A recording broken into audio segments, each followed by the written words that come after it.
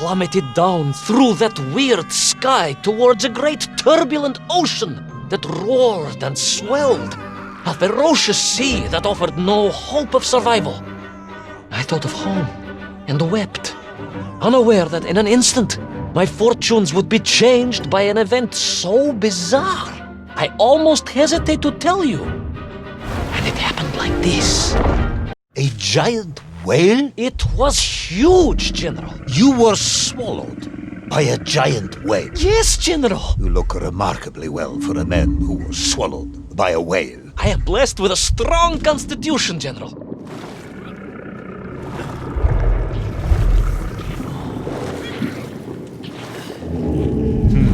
And I assume you are now going to tell me how you managed to escape from the belly of this giant whale. Naturally, General. And I must say, it really was a fascinating glimpse into the interior life of one of our world's most magnificent beasts.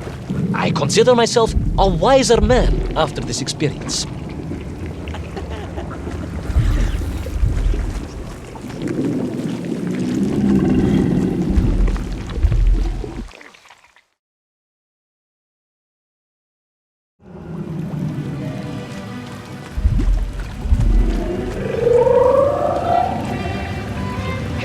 Ordinary place, General. I could perhaps deliver a lecture on the subject to Moscow University's Zoological Society, if you like. I only want to help. The Moscow University Zoological Society has, I suspect, better things to do than listen to the ramblings of a man who claims he was swallowed by a whale.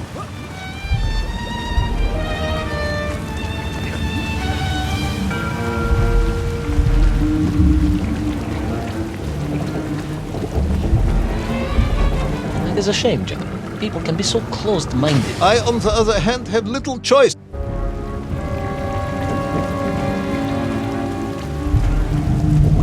It is a shame, General. People can be so closed-minded. I, on the other hand, have little choice but to hear you out. For your own sake, Ivan Ivanovich, I must urge you to be brief. Absolutely, General. I will tell you directly of my miraculous escape from the belly of the whale.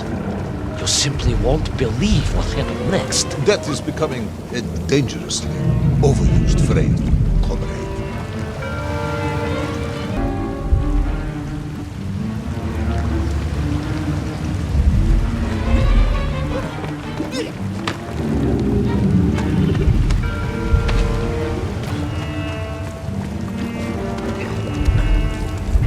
And so I found myself deep within the whale's organs. A strangely beautiful place. A sort of fleshy wonderland. A glade of polyps and globules. A landscape as awe-inspiring in its way as the forests and mountains of Altai. Oh, I yearned and longed for and only hoped, as I hope now, that I might one day see again. I think we're all longing for home at this point. Oh, with warm slippers, a mug of steaming Spitsin and a roaring fire. Not far from home, trapped inside a monstrous fish with only the strange and evil-looking worms that infested its gut for company. With only one's dedication to one's country and mission to keep one from falling into despair. But no, General, I could not. I had to escape, to find...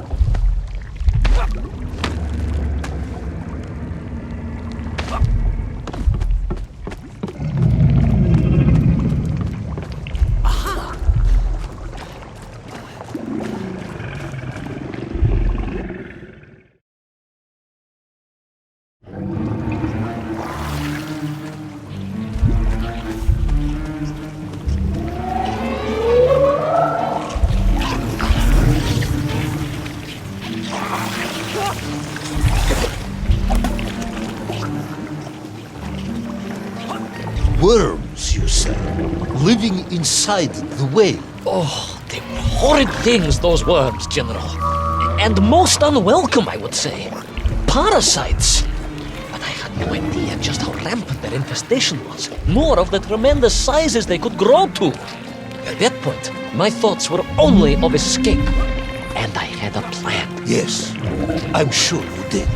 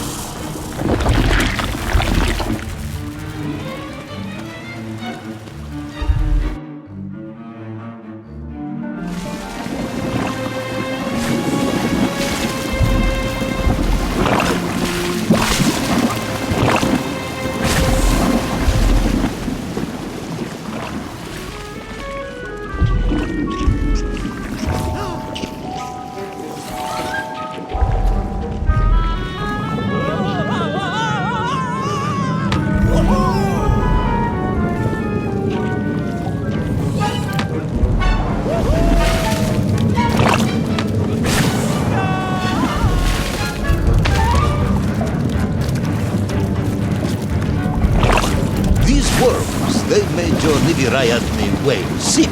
Wherever they attached themselves, the flesh began to turn gray and dry. It was a truly distressing sight.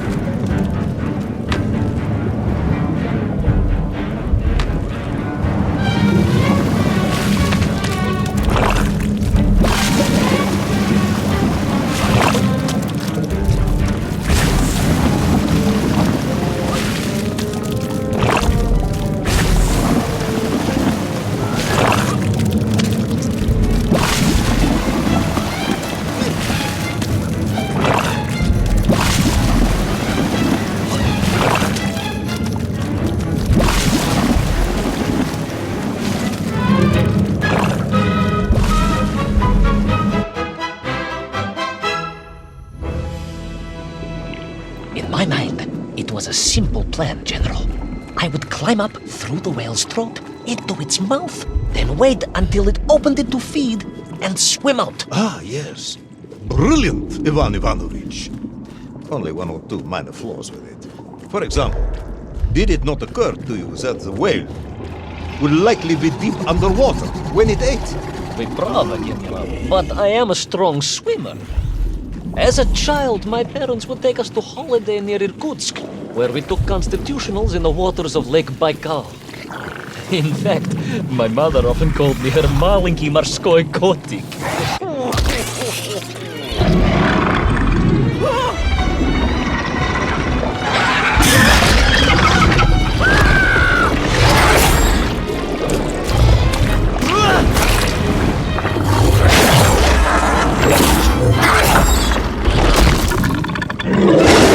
A giant worm for a giant whale, huh? At the risk of repeating myself, it was huge, General. The Moscow University Zoological Society may be interested after all.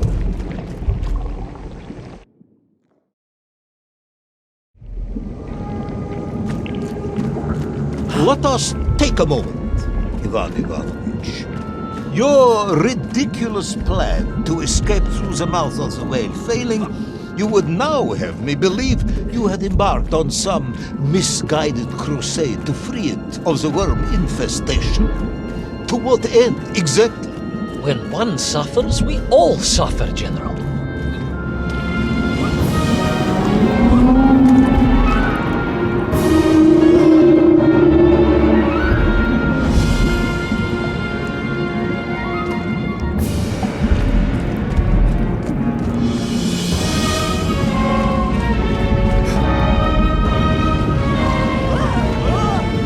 Your ideological commitment is admirable, comrade, but... I concluded that if I could find the root of the infestation and neutralize it, the whale could mount a spirited counterattack against the worms.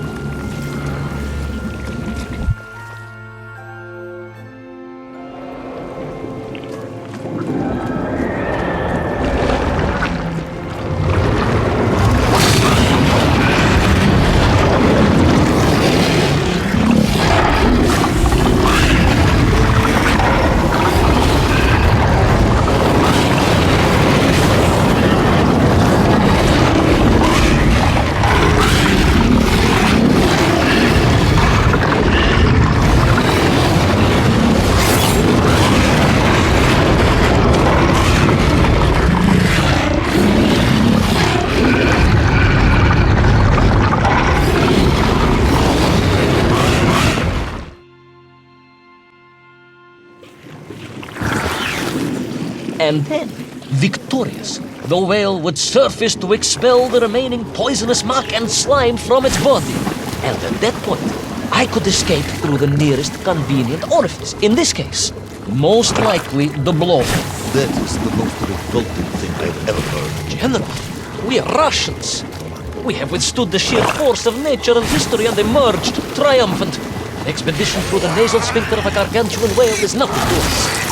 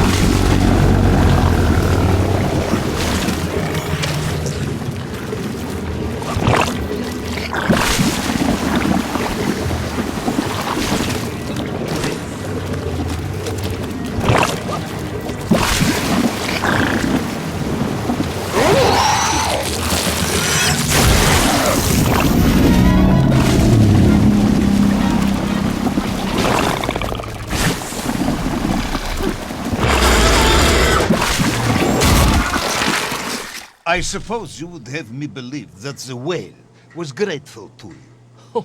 Well, General, that would be presumptuous. I doubt it was even aware of my presence. But I had more immediate problems.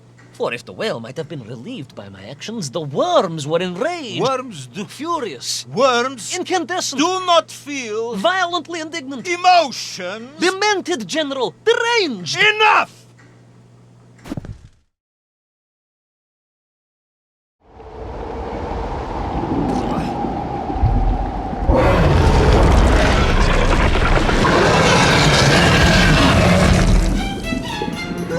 Where is Little Orpheus? Where is my bomb? Unless you are trying to direct the whale's that as well. No, it did not, General. That would be absurd. No, Ivan Ivanovich, you are absurd.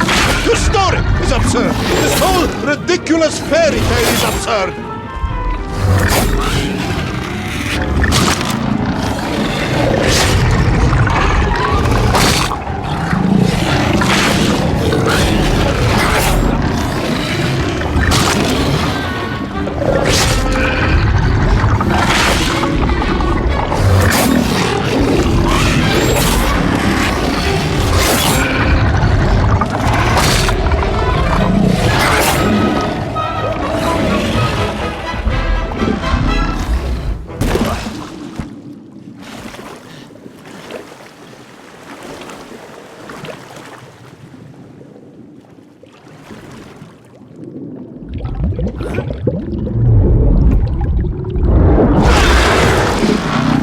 Will our brave yet foolhardy hero escape the furious worm?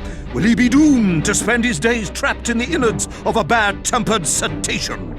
Where is the whale swimming to in such a rush, and what will it do when it gets there? Is the general about to lose his temper and order the cosmonaut shot? All of these questions and more must surely be answered in the next exciting episode of Little